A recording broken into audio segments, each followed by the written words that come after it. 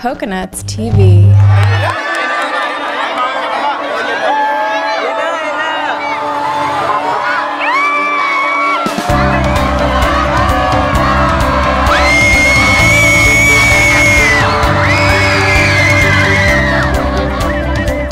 Sa Intramuros, inabangan namin ang motorcade ni Pope Francis mula sa Malacanang papunta sa Manila Cathedral. Nakita namin ang iba-ibang reaksyon ng mga Filipinong dumalo.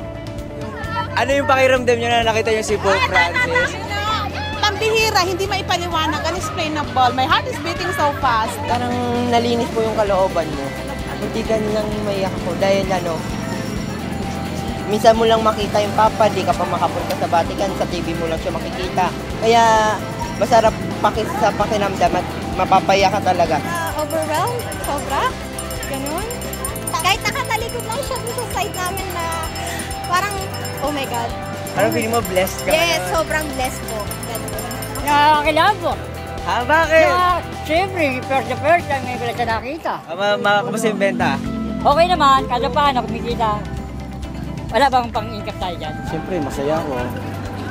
At saka yung aking sakit, pinanalangin ko sa kanya na gumaling. Ano ba sakit niyo? High blood. Yeah. Well, hindi ako makapagsalita nga nung dumaan eh. Pero yung Holy Spirit talagang pumasok sa akin. Understood na siguro yun. Nung nakita mo siya, anong una mo nasabi? Hindi ako makapagsalita nga. Parang unexplainable. Natuwa. Naiyak ako. Di ako makasigaw sa tuwa. Naiyak ako kung natulilin ako. Ako po ay galing ng Tacloban. Actually, papunta ako ng Tacloban. Ay naka-hold yung biyahe.